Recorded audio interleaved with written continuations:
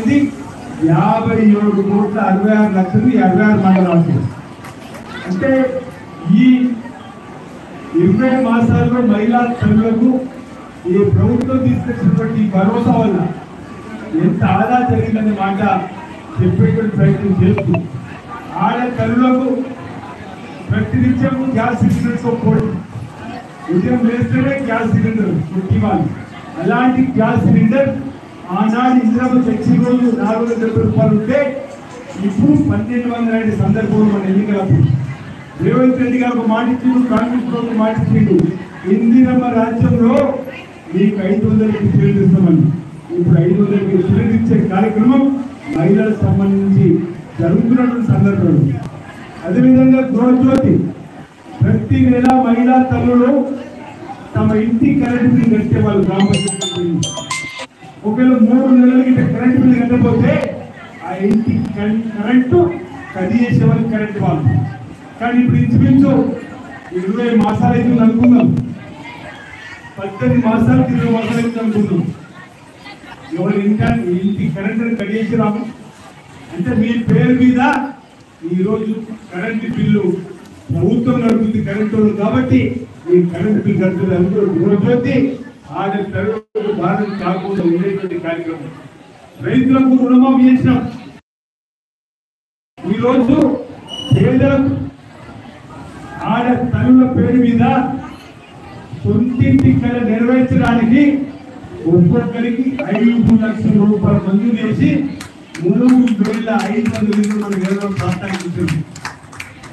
అంతేకాదు ఆనాడు అధికారులకు వచ్చి తెలంగాణ పేరిట నిధులు నీళ్లు నియామకరమైన పిల్లలకు ఉద్యోగాలు ఇవ్వలేదు, టీచర్ ఉద్యోగాలకు డిఎస్సీ ఇవ్వలేదు, కనీసం రేషన్ కార్డు కూడా ఇవ్వలేదు. డబ్బులు పెట్టు మాట చెప్పి మాట తప్పిన వాళ్ళు వాళ్ళైతే ఇందులో మించిన వాళ్ళు మనం. ఆ 10 ఏళ్ళు ఒక్క రేషన్ కార్డు ఇవ్వలేదు. 2014లో పెళ్లి కాబట్టి కొత్త కోడలుగా మన ఇంటికి వస్తే రేషన్ కార్డు పేరెక్కిందో తరలి ఈ రోజు ఆ పేరెక్కుతున్నది. అవునా కదా? అంతేకాదు ఆ కోడలు ఇంటికి వచ్చింది, సంవత్సరాలకు 2 నెలలకు బుద్ధలు వచ్చేది మనవడు మనవరాలు. వాళ్ళ పేరు కూడా ఎక్కలే. 4వ తరగతి 5వ తరగతికి వచ్చినా ఆ మనవడు మనవరాల పేరు లేదు. కానీ ఈరోజు ఆ మన్మడి పేరు మన్మరాల పేరు కోడల పేరు రేషన్ కార్డులో చేర్చి ఆ రేషన్ కార్డు మీకు ఇస్తూ 3 నెలలకు ఇచ్చేటువంటి బియ్యం ఆ బియ్యం కూడా సన్న బియ్యం ఇచ్చే కార్యక్రమం జరుగుతుంది. ఈ ప్రభుత్వం అవునా కాదు ఆలోచన చేయమంటున్నాం. ఈరోజు దొడ్డు బియ్యం సగం మంది తినలే 8 రూపాయలు పెరుగుతున్నారు.